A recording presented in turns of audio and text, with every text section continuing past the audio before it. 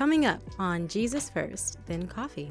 And I remember I was sharing this with one of my brothers this past weekend. I remember we were at our church fast, and we were talking. The same evangelist. This was so funny. The same evangelist that corrected me, or that called me out, I guess. We were talking with her, and the Lord just whispered to me and said, your wife will have a huge impact on your ministry." And I was like, "This is not my wife." Oh my gosh, no. and not that the Lord said to me in that moment that this isn't my wife, but I need to drink to that. Oh my gosh. I'll drink with you. I'll drink with you. Hey y'all, welcome back to Jesus First Then Coffee, the podcast. I'm your host, Angel. I'm so excited about this episode. I cannot wait to introduce to you my next guest. But first, I need you to go get some coffee and get some tea because we're about to have an amazing coffee conversation. This is Jesus First Then Coffee. My next guest is a super dope God-fearing influencer with over 1 million followers on TikTok. He not only speaks the message of Jesus, but he shares practical and biblical tools on being young in love, exploring a lifestyle of spiritual, relational, and self-love, no matter your age. On this episode, he's going to take us down a journey of his personal testimony of how he put Jesus first in his life. If you enjoy this episode, please join the family, join the community by subscribing, sharing with a friend, and pushing out that we're putting Jesus first in our life. Without further ado, Darius, welcome to the podcast. Hi, thank you for having me. It is an honor. Yes, OMG, y'all, he has his own podcast too. Y'all need to check him out. Everything that he does is so dope, so inspiring, and I'm just honored that you're here with us to be able to share your testimony. I appreciate the invite. Yes. So what drink did you bring to the table? I brought a regular tea. I am a chai tea lover with a little bit of almond milk in there. I'm usually doing coffee for real. Okay. But today is a relaxing day, so we don't need the caffeine. Okay, yeah, it's relaxing. It's giving all cozy. It's giving. I love that. My drink today is a Win latte. It's really just like a vanilla iced latte with caramel drizzle. My drink today is brought to you by Win Plus. Win Plus is a cafe DVD movie rental store here in Houston, Texas. The message is really just bringing back that nostalgic family feeling of Blockbuster, bringing the family together and the community together. So on this series, we talk about the different drinks that they sponsor on each episode to inspire you to come out and try some for yourself. So yes, without further ado, let's get into these questions. So the first question is, what did you put first in your life before you laid it down for Jesus? Oh, what I put first in my life. Let's start with the fact I started actively going to church when I was 7. Wow. I got saved when I was 11. So there wasn't really much to put first before Jesus. But I did put Jesus first very early on. And then as life progressed, I decided I want to do X, Y, and Z. I want to go X, Y, and Z. I would say, and I want to act in a way that might not honor Jesus. And so I guess you can say that I put my will before him. I put whatever I wanted to do in my career, what I wanted to do in my relationships, what I wanted to do in church, even hearing the Lord speak very clearly and actively since a young kid, but still deciding this is what I want to do. You know, I was saved early. I want to experience life a little differently.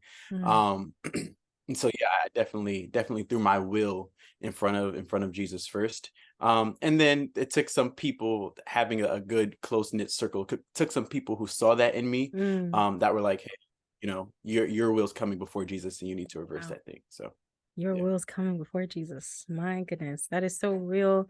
And just so true. Something that people that grow up in the church, we tend to do.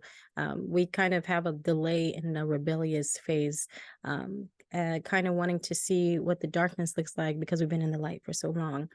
So just wanting to step out is something that is so prone to young Christian believers that have been grown up in the church. So what was your kind of moment to where you realized you were going in the wrong direction? There were many moments, because there were many moments that I stepped out of God's will and put my own will before his. I'll say one that stays with me forever. I'll never forget. I was in my church. I think we were waiting for service to start, or service had ended. And I was just sitting. We have this blue reclining chair. And I was sitting in the chair, just minding my business by myself. One of the evangelists came up to me and said, "You were putting your will before God's." Not that way, but that's verbatim, you know, almost to what Wow. she said. And that I was maybe 12, 13 in that moment. I'm 26 Wow. now. Yeah, those are 12. moments. And yeah, growing up young, kind of had this Wow. expectation. Mhm. But I would show up to church and I wasn't cussing people out in church. I wasn't fighting in church. I wasn't doing anything crazy. But I think that she saw my spirit and saw that my spirit Mm. was off.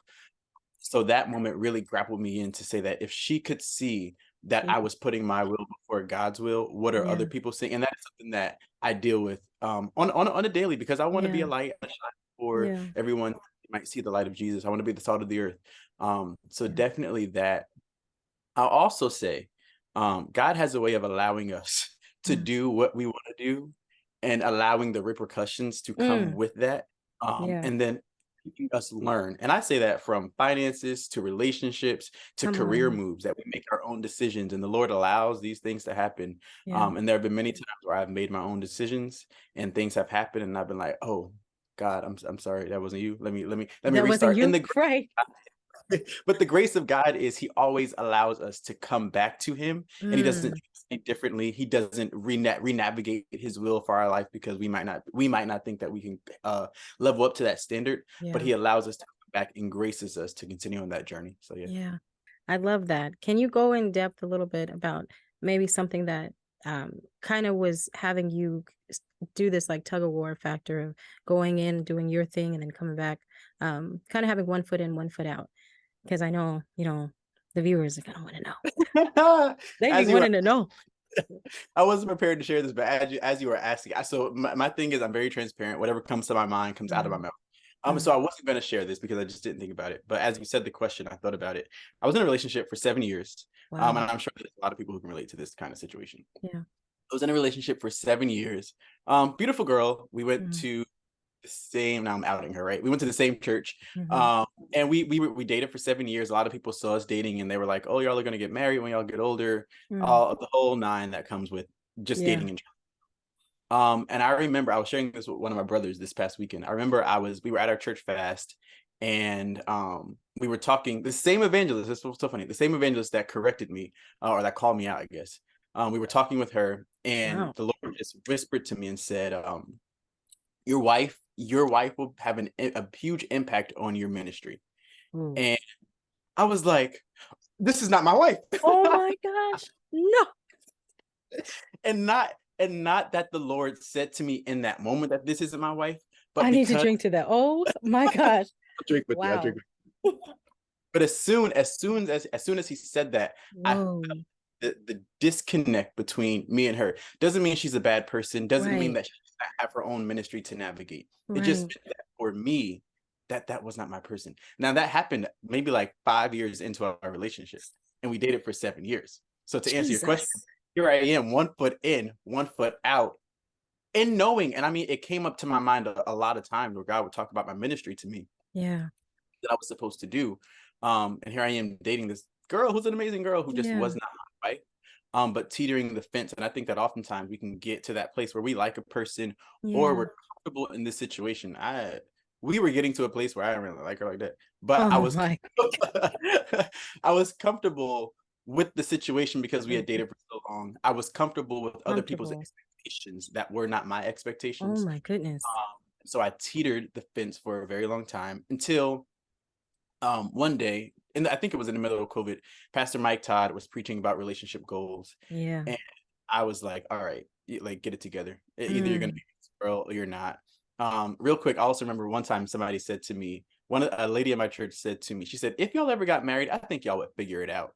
Because she knew that we were like Wow. not I was not the best boyfriend to her. Wow. I wasn't a good boyfriend until like maybe yesterday. Not Um, you, Doctor. but I wasn't a good boyfriend I'm to her. And so when she said screaming. that, she was saying that y'all would figure your relationship out. I'm sure it would work out in your marriage. What? When she said that, I was like, oh yeah. So if anybody ever looks at my marriage and says y'all will figure it out, I know that that's a marriage that I don't want. And so Wow. it was a couple weeks since, or a couple months after that I Wow. decided to talk to her and we ended our relationship. Wow. Let's take a few steps back. Number one, you said that you were comfortable in the relationship and comfortable with people's expectations of the relationship. That is a tough pill to swallow for some people to admit. Yeah. That is something that we can keep in secret for a long time. but to be able to embrace it, see it, realize it, and then move forward. And that also takes a lot of guts to even hear the wisdom and knowledge that you were even given in that relationship, and just rip the band-aid off and say, let's just end it here. Because I know a lot of us, we look at the timeline that we've had, the 7 years that we've been in, we've given all of this to this one person. There's no way I'm just going to let it just go. I'm going to go all the way. But the fact that you took heed to the word of the Lord and wise counsel, that's very important, and that says a lot. Wow, man of God. Can I just jump on something you said? Please You do. talked about letting go, because we've been in relationships for so long, and Yeah. it's hard for us to sometimes let go. I know today that I did not know years ago that letting go of that relationship was the best thing that I could have done for myself, Wow. my relationships moving forward, because I am a completely different person today than I was in that relationship. And I tried so hard to be a Yeah. loving, kind, and open the door and buy flowers Look kind of at person. your face. But I couldn't do it. I could Oh not do it. my goodness. And it had nothing to do with her. And that's why I say Yeah. for me, letting go was the best thing that I did.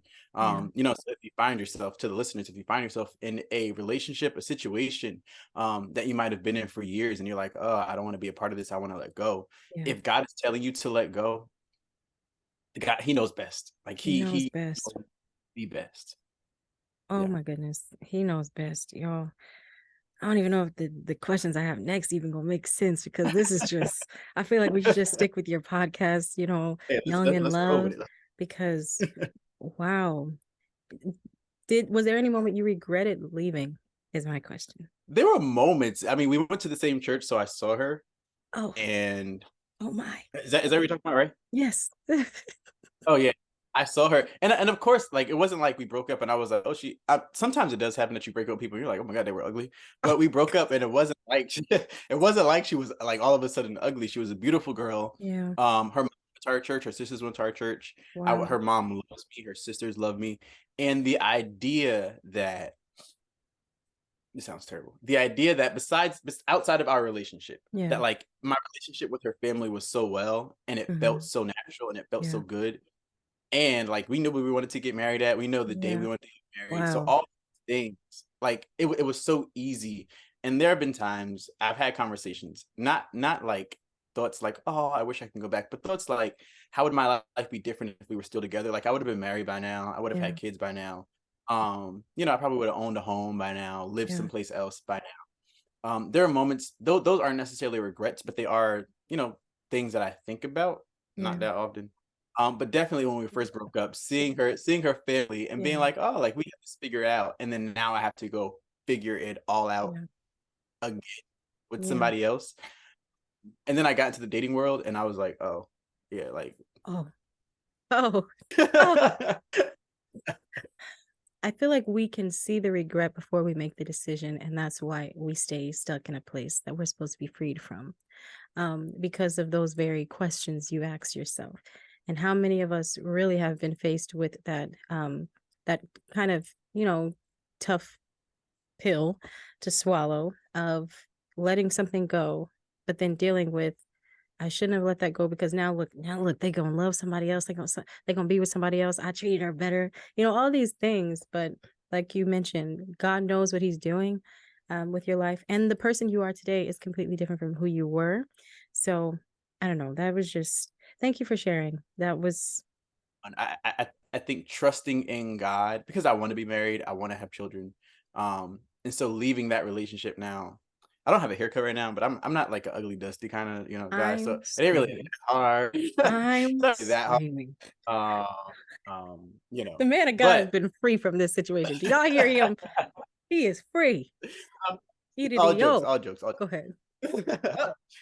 But no, so I definitely had to put trust. It was another level of trusting in God when you know for 7 years one thing, to have to go on a limb and trust God, to in a world like this, to give you something that you pray for.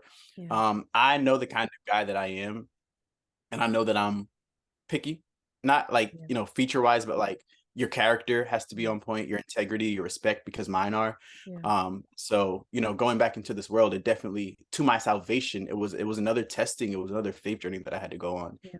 to trust that God Mm. would give me somebody who could also match that. How did you put your will to the side to take on God's will for your life?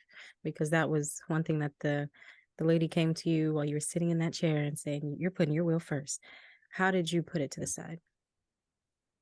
Part of that was I'm a minister now. I was not a minister at the time. Part of that was that I didn't want to be a minister in high school. I didn't want to be a minister in college. Mm, I wanted to wait until I was about 74, you know, great grandkids on the way. And no, I really, and like that's what I wanted to do. But I knew that God, I knew, and she knew, and others around me knew that God had gifted me in a different way. yeah. So in that way, I had to literally sacrifice the age thing, I guess, I wanted to be in God's will. Specifically, though, Wow. 2022, I haven't really shared this story out loud. 2022, I was watching a church service, and the Mhm. Lord had instructed me to join that church. Wow. I always knew that I would leave my church Hmm. and then return, you know, leave for a season and then return whenever God called me to return.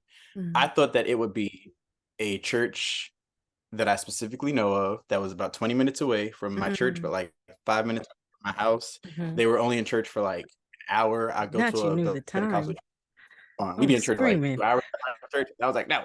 Um, and the Lord directed me to a church in a town called Lynchburg, Virginia, in the middle of nowhere. Bishop Wow. S.Y. Younger is the pastor of Ramp Church International. The storm is passing over. That song. Wow. Yeah. Um, Directed me to join that church and to literally pick up my stuff from New Jersey and move Wow. everything that I had into this small town called Lynchburg, Wow. Virginia, to join the church.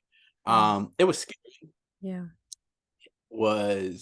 I mean, I was excited at first, but then Hmm. when reality set in, like, oh my God, like I'm picking out the apartment on the phone. And again, like when I say this was God, I didn't have time to go down there and go look at apartments. I was like, God, if this is you, then I'll call up the apartment, you know, random apartment. I've been to this city once, but I stayed in a Mm. hotel.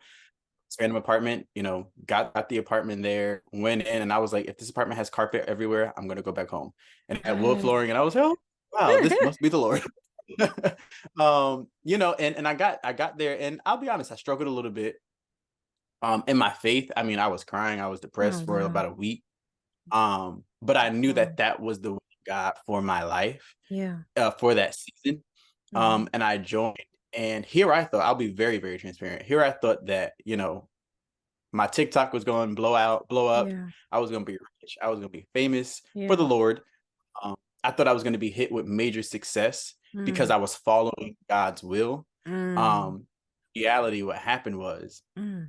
the Lord was like, let me show you who you really are and the Jesus. issues that you really need to deal with and the flaws Jesus. that you really have and the experiences that you've really been through that you've hid from other people and Jesus. then subsequently hid them from yourself. Jesus. Um, God's will wasn't always easy for me, Wow. but all my life from that, from 11, 12 years old, what I knew was to push my will out of the way and go Yeah. after God's will. Hmm. And even to become a minister, that was it's a struggle journey. It is a struggle journey personally because you want to live right, but Yeah. also, you know, we have flaws.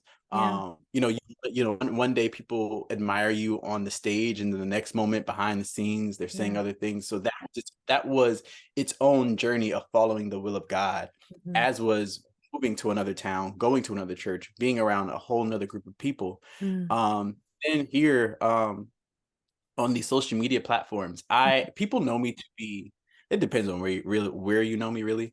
They Yeah. know me to be a quieter person. Um, Mm. and so when I joined TikTok during 2020 in the pandemic, and I Mm. was doing comedic skits or whatever. When I moved to Lynchburg, I was walking through the mall, and the Lord said, so to answer your question, just pretend that all that was fluff. This will be the real answer. Um, I was walking through the mall one day, and the Lord had told me, he gave me this idea for a podcast on TikTok, very short form podcast, Wow. 60 clips or less. And I had already had about $900,000 at that point. However, if I posted anything that was off brand from what I usually do, like a Yeah. podcast, I knew that it wouldn't really perform too well. Um, Jeez. and so I was walking through the mall. The Lord said to do that, and I typed in my notes. Literally, I have it on my phone to this day. And I said, if it gets 20,000 views in 7 days, which was easy in general, but hard if I Okay. was doing the thing. Okay. 20,000 views in 7 days, I'll keep doing it. I Wow. posted that video, and in 7 days, I had 2 million views. Jesus. Um, yeah. And so I literally shifted my entire content stream. Jesus. Um, Wow. and when all you're doing is sitting down doing podcasts Mhm. kind of stuff, the reality is there aren't many brands. There's a few brands that have worked with Mhm. me. There aren't many brands that want to work Mm. with you. And so I was laying down the opportunity to get Mhm. thousands of dollars in brand deals to say, Wow. this is what you've called me to do. Wow. This is what I'm going to do. Wow. So on the journey, I've learned a lot in God's Wow. will. I've lost a lot in God's will. I think that anything that God Ooh. causes us to lose is really a gain. Ooh. Yeah. Wait. Jesus. You said in God's will, I've learned a lot and I've Yeah. lost a lot. Jesus, sir. Yeah. And This anything is that I've good. lost in God's will is a gain. Anything I've lost Yeah. in God's will is a gain. You lose to gain. That is okay. Let's back up a little bit. Because it seems to me, listening to your story, the Lord isolated you to deal with you. He took you even in isolation on your platform to deal with you and to clean out his vessel in order so that he can pour in whatever message he wanted you to pour out. That is an incredible. That is Thanks for that beautiful. revelation. Thanks for explaining it. I needed to hear that, actually. That is so beautiful. And the fact that you are a willing vessel, that is a posture that we all should be in. Is Lord, isolate me. Because I feel like he's doing that in a lot of believers in this season before the next transition. He's trying to isolate us to get the roots. He was dealing with me the other week and he said, I'm tired of getting the weeds. Let me get the root. So he's dealing with the deeply rooted traumas, patterns, cycles, things that we've adapted through even our circles from family, friends, things that we've learned.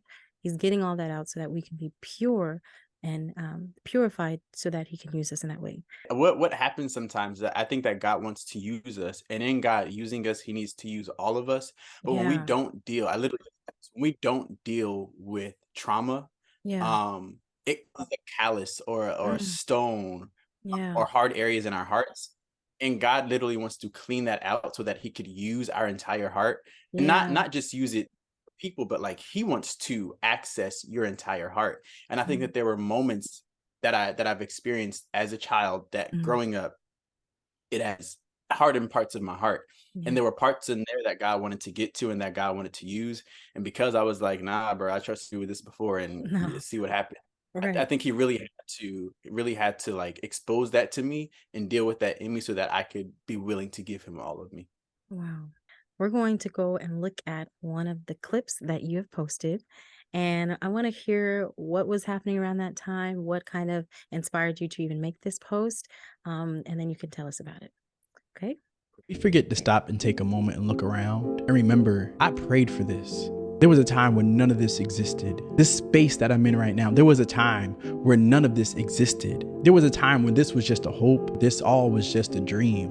But I prayed for this moment and I'm here. And I think that when we take the time to acknowledge that we are in a place that we once prayed for, we allow God to prepare us for the next thing, because he can trust that even when we get to the next place, that we'll remember that all of this was once just a prayer, it's just an imagination, that all of this was once only a conversation that I had with myself, and now we're sitting in it. Ooh, that was the sigh for me. Because that was a very hard time. No, so that was a very that was a very tough time. Mm, That was actually I was actually at home in Lynchburg, Virginia. mm, And when I moved there with my clothes in my car mm. and a um what do you call it? A bed frame. Wow. It's all I had. Wow. Literally all I had. The job that I was working at the time had just shut. I was working for a nonprofit and they had shut Mm. down a month after I moved down to Oh my Virginia. goodness. Um yeah, and so that sometimes I feel like I don't know if this is taboo to say. Sometimes I feel like God tricked me to go in Virginia because it was Yeah. like, like he It's provided this way real. for me to go. I was going, and I got there, and Yeah. I was like, oh, okay. But yeah, Wow. so for the first maybe month or so, I slept on the floor. Yeah. And it took me a month to unpack my stuff because I was like, I'm going home. I don't want to be Wow. here. This does not feel good. Wow. God's will did not feel. Mm. That video was made at that point. The apartment was furnished. I had a couch. I had a mattress. I had hangers. I had forks, like Hangers. these small things that Yeah. granted, hello. I had all the things and I was sitting there, and it wasn't really as much. It wasn't as much as like, here, I have all these things here. Like I'm sitting where what I prayed for, but like Mm. the mental capacity that I was in 2 months before I made that video, Mm. I was praying for myself to get out of. Jesus. I went through depression in high school, and every time depression riled up against me, now I audibly out of my mouth say, I will not be depressed again. Jesus. And I remember there were nights that I went to bed and I audibly said to myself, I will not be depressed again. Wow. I was going to church. I was serving that church however I could. I was at Bible study. Yeah. And I'm not a churchgoer that goes up like, I feel bad, so I got like, I'm just dedicated to being in the house of the Lord. Wow. And so in that moment, I literally was in a different headspace than I was a few months ago. Wow. And just analyzing, and what I tried to do is I tried to take my experiences and kind of amplify them to allow everybody to have a piece of that experience as well. And so for me, it was looking around and saying, mentally, I am where I prayed to be. I'm mentally Wow. stable right now. My heart is okay Wow. right now. My emotions are in check now. And there was a time where I prayed for this and I was not here. Like I Wow. was from a place of defeat, and now I'm Jesus. rejoicing from a place of victory. Jesus. And so many other people are in different situations where, if it's finances, that I was broke 2 months ago and I was praying for God to make a way, or didn't have a job, or I wanted to be on this career path, or I wanted to be in this relationship, or I wanted children a few years ago, who are now, who now have their children, who now have the job that they want to have, who now have the money that they want to have. And so the reflection of what I was saying to myself in that video, because really, honestly, I set my camera up and I talked to myself in the mirror. There was nobody else in the room. Wow. And so I was talking to me. The reflection part of that was, take care of what you prayed for. Hold on. Because there are so many times. I'll hold up. Take care of what you prayed for. Yeah. Steward Yeah. of what you put. Wow. Go Yeah. ahead. Yes. And I thought the word, man, I watch so many sermons and they talk about being good stewards of your money. Yeah. And I thought that meant your tithes. And it does. But it also means save your money, spend wisely, don't spend compulsively. And so like anything that God gives us, he's called us to be good stewards over that. And so if God is my mind, if he's healed my emotions, then I have to know to not put myself in areas or in places where my mind might start losing itself, or my emotions might start deteriorating. Second, for people who might pray for children, people who might pray for spouse. Here's the thing.